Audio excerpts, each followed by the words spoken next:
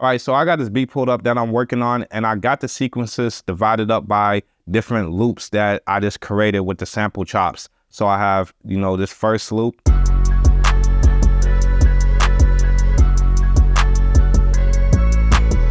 Then I have the second loop, which have the same drums and the same bass line, and I just switch up the chops.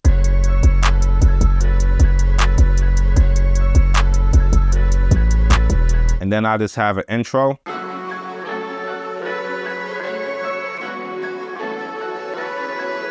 So the first thing that we're going to do is get this intro to go into sequence 1, track 1, which is the sample chops. And the good thing about this beat, the workflow is going to be a bit more easier because I do have all my sample chops on one program. But even if you have more programs or there's more sound plugins, it wouldn't matter because when it comes to the grid view, it's all about the tracks. So you can easily go through your tracks by the scroll wheel. Since we're going to want to add that intro part in, we're going to have to make space. And the way you will make space in your grid view is by adding in insert bars, which are just blank bars. So you do that by going to main, sequence, insert bars, and we're going to insert bars on sequence 1, which is our first loop.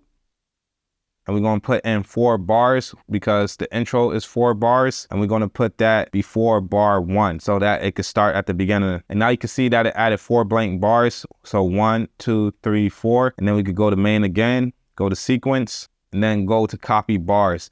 And now we could go from the intro sequence and start at bar 1 and go to the last bar, which is bar 4, bring that into sequence 1, and we're going to put that after bar 0. You don't want to put it after bar 1 because then it's going to start on bar 2. So we need it to start from bar 0 so it can go into bar 1. And then you can press replace or merge. And now you can see that I have my hook. We're missing one thing though. Let's go shift menu.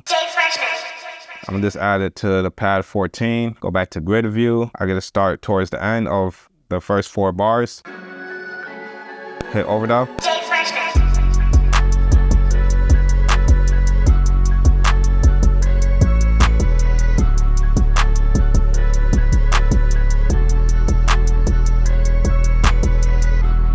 Now see how I just looped to the intro again? We want the hook to be 8 bars long. So that's another thing about song arrangement or beat arrangement. You want to understand basic standard songwriting structures, and usually a 4 to 8 bar intro and then an 8 bar hook and then an 8 to 12 or 16 bar verse. And then you just repeat it, or you can add in a bridge on the second verse and the bridge could be around 4 to 8 bars as well. And then you add your outro. It can be as epic as you want it to be. So the way we could copy over these bars is just by going to sequence, copy bars. And we're going to copy from bar 5 to 8. And then we're going to put that after bar 8. Because remember, the first 4 bars is the intro. Then the other 4 bars is part of the hook. So then we're going to replace that. And now we have that sequence copied over to make it an 8 bar hook. And now we can add in that second loop that I did right after. So let's just hear how it sounds.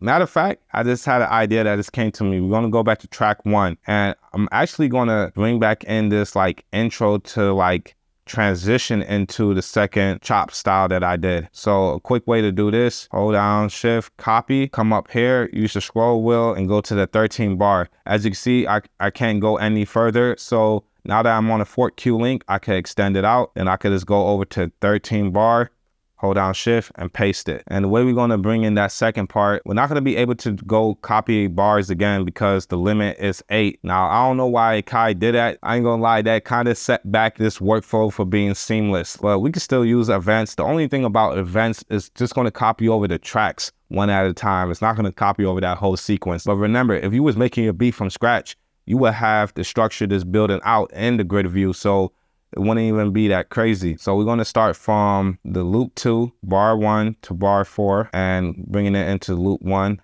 And we can start it from bar 17 and we want to copy it twice. So then we can just go to the drums and copy those over for that part. So a quick way to do that is just to highlight the 8 bars that we already have, copy it, come up here, go back down to the 17 bar, paste it, and then just do that with our 808s as well. And remember, as long as you don't mess with the playhead, we can just copy this over very easily. Copy and paste. I think I want to switch up this end.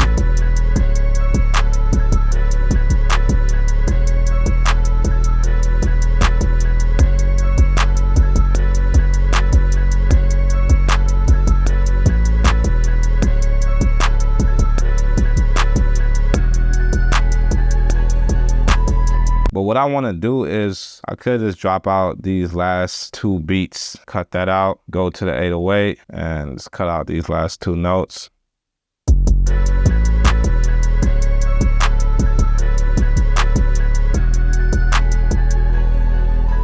And then I'm just going to copy everything from the hook again. Copy, use my playhead to get to bar 25 and just paste it over. And once you have it, man. You could just copy that over, copy that, paste, go to 808, copy that, paste, and let's see how that looks.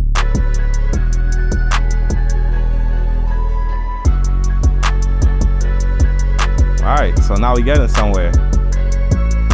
So I'm just gonna add another chop after this.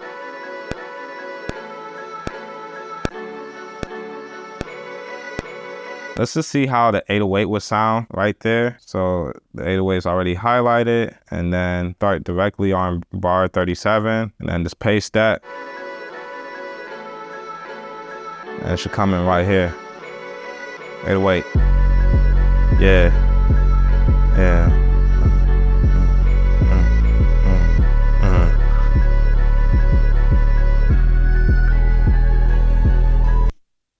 So I'm gonna keep the pattern the same. So I could just like cut that and copy that, go back to bar 37, paste. And then I want the drums to continue. So I'm gonna go to drums 2. We're at like bar 41 now. So I already got the drum selected. So I don't have to like select it. I can just copy it and make sure I'm on 41 exactly and just paste it over. So the 808 is already copied over. Now I can just add another loop on top.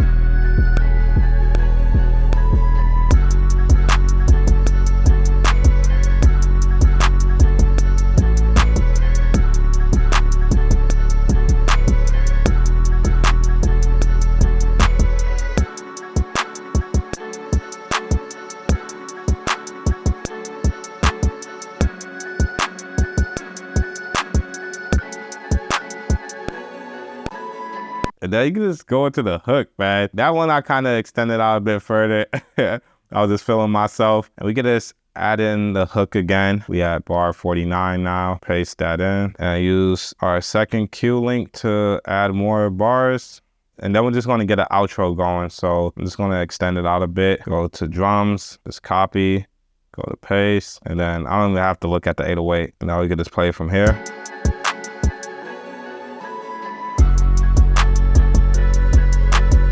And then I can just add in the outro.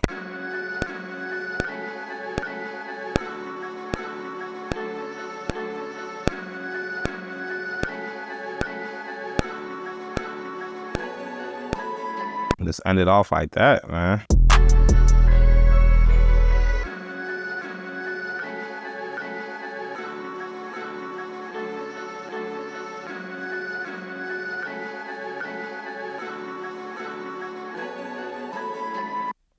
And the cool thing about this now, since I have everything like this tracked out, I could go into certain parts, take out certain drums. So my final thoughts on arranging beats in the grid view, it is very useful if you're starting from scratch and you're just building that idea with the song structure in mind.